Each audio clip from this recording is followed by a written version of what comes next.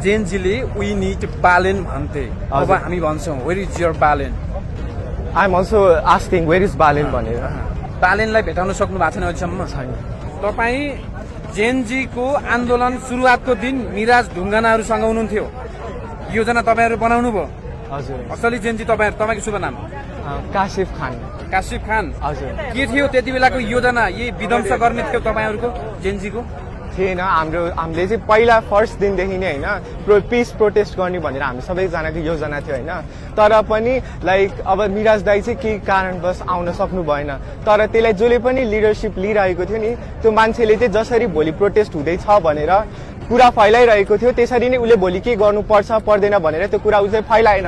So भोलिको दिन जहाँ यहीँ प्रोटेस्ट हुँदाखेरि त्यहाँ गएर कसले चाहिँ त्यो बच्चाहरूलाई गएर त्यहाँ पार्लियामेन्ट हाउसमा चाहिँ त्यो डिस्ट्रोय गर्ने भनेर चाहिँ कसैले पनि भनेको थिएन त्यहाँ गएर डिस्ट्रोय गर भनेर। तर सुरुमै मान्छेहरू गएर चाहिँ डिस्ट्रोय गर्न थाल्यो। त्यसपछि चाहिँ गन सट भयो होइन।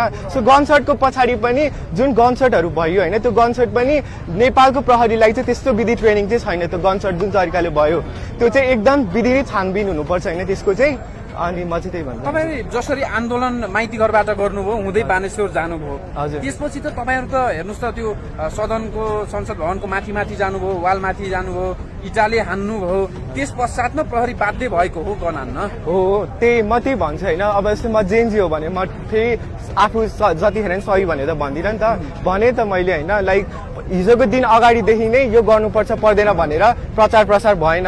त्यो भएर चाहिँ कोही मान्छे अब घुसपिट भएको चाहिँ हो होइन। त्यही मान्छेहरूले चाहिँ गएर चाहिँ त्यहाँ त्यो भवनमा चाहिँ अट्याक गर्न सुरु गरेको। हेर्नुहोस् त कारागारबाट कैदीहरू बाहिरिए जेनजीको आन्दोलनबाट। ऐतिहासिक 120 वर्षभन्दा पुरानो सिंहदरबार जल्यो, ऐतिहासिक संसद भवन जल्यो। के भन्छ जेनजीले यो विषयमा? त्यही यस्तो भयो, यो चाहिँ पुरै अनडेमोक्रेटिक मुभमेन्ट भयो होइन। यसमा चाहिँ एउटा प्रपर लिडरसिप चाहिँ भएन। प्रपर लिडरसिप नहुँदाखेरि चाहिँ सबै पनि मान्छे चाहिँ अब म जेनजी हो भन्दै अरू थर्ड पार्टीको इन्भल्भमेन्ट भयो यसमा बेसी नै।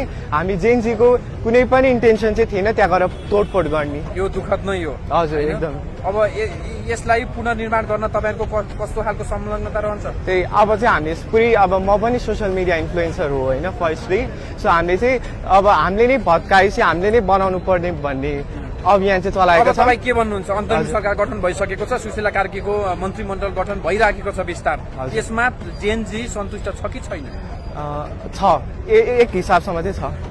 सुशीला कार्कीलाई स्वीकार्नुहुन्छ? आगामी फागुन 21 को निर्वाचन हजुर स्वीकार गर्नुहुन्छ तपाईँ? हजुर हजुर। त्यस पश्चात जेनजीले कसलाई देख्न चाहन्छ?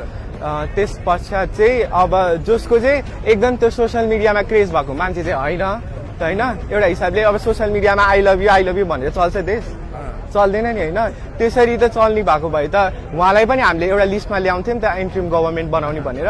त्यसमा पनि बढ्नु भएन पहिला कुरा चाहिँ। अनि अब जो पनि आउनुहुन्छ एकदम पोलिटिकली नलेज भएको मान्छे, नट जस्ट त्यो सोसियल मिडियाको हाइपले आएको। नर्मल हामी नेपालीले बुझ्ने भाषामा बताइदिनुहोस् न। हजुर। जेनजीले वी निड बालेन भन्थे, अब हामी भन्छौँ वेयर इज योर बालेन। अब यो कुरामा चाहिँ एकदम म पनि I am also asking where is Balen भनेर। तपाईँले भेटाउन सक्नु भएको छैन बालेनलाई अहिलेसम्म? हजुर। बालेनलाई भेटाउन सक्नु भएको छैन अहिलेसम्म? छैन। मिटिङ गर्ने प्रयास गर्नु? हामीले त्यो डिस्कर्डमा मिटिङ राख्दाखेरि चाहिँ लाइक हामीले चाहिँ उहाँलाई चाहिँ आइदिनुहोस् भनेर कुरा राखेको थियौँ। अनि त्यही उहाँ चाहिँ अब कुरा एक्सेप्ट चाहिँ गर्नु भएन आउँछु भनेर।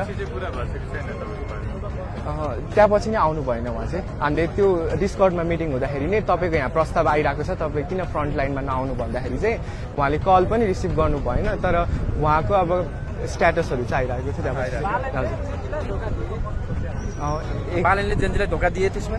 होइन, छैन। ओके, हस्, यहाँलाई धेरै धेरै धन्यवाद। र आगामी दिनहरूमा सुरक्षित भएर भ्रष्टाचारको यो मुद्दा जसरी ज्वरो गाडी राखेको छ, यो ज्वरो निकाल्न अझै तत्पर हुनुहुन्छ तपाईँहरू होइन? हजुर एकदम।